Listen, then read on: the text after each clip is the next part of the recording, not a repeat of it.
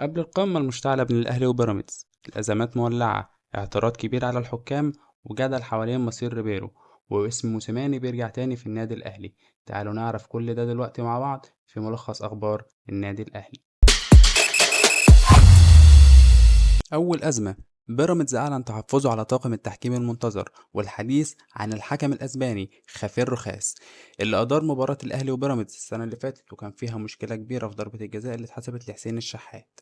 النادي شايف إن في أندية بتاخد معاملة خاصة في ملف التحكيم، ومش هيسكت لو الاختيار ده اتأكد. في المقابل الأهلي ما اعترضش وما اتكلمش بشكل رسمي، لكنه طلب من اتحاد الكرة حكام أجانب للماتشات الكبيرة.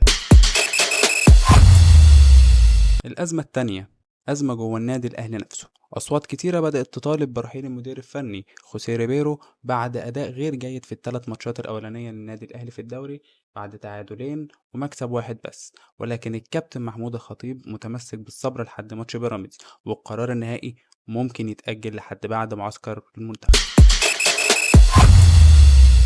وفي نص العاصفة دي اسم موسيماني بدأ يرجع يتردد بقوة. المدرب الجنوب أفريقي اللي كتب تاريخ كبير مع النادي الأهلي في بطولات أفريقيا بيتقال إنه ممكن يرجع يمسك الفريق من جديد بعد سوء النتائج مع ريبيرو، وخصوصا بعد ما اتكلم في الموضوع ده الإعلامي كريم حسن شحاتة، وخصوصا بعد ما ذاعت قناة النادي الأهلي في نفس الوقت لقطات كتير لفترة موسيماني مع النادي الأهلي، وناس كتير بدأت تربط المواضيع ببعض وبدأت تشغل دماغها. ولكن مصدر داخل النادي الأهلي أكد إن مفيش أي مفاوضات مباشرة لحد دلوقتي، وإن الخطيب لسه متمسك بإعطاء ريبيرو فرصته كاملة مع النادي الأهلي. الخبر الثالث، إن إمام عاشور عامل صداع كبير في النادي الأهلي. اللاعب عايز يشارك بأي طريقة بعد ما أثبتت الأشعة التئام إصابته، ولكن الجهاز الطبي رافض المخاطرة، ومأكد إن اللاعب دلوقتي ممكن يسبب مضاعفات كبيرة. الأطباء شايفين إن فقرة التوقف الدولي هي أحسن وقت يرجع فيه بالتدريج، لكن إمام عاشور مصمم على اللعب.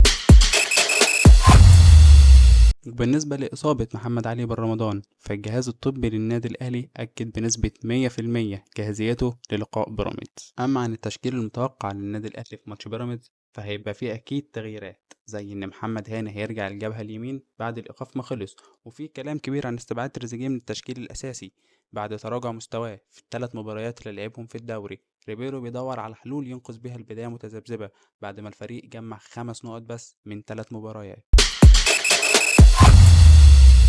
انتوا شايفين هل الاهلي هيقدر يعدي موقعة بيراميدز؟ مين هيقدر يحسم القمة اللي اكيد هتبقى صعبة على الفرقتين؟ قولولنا رأيكم في الكومنتات، وما تنسوش اللايك والاشتراك علشان يوصلكم كل جديد. شكرا جدا لحضراتكم.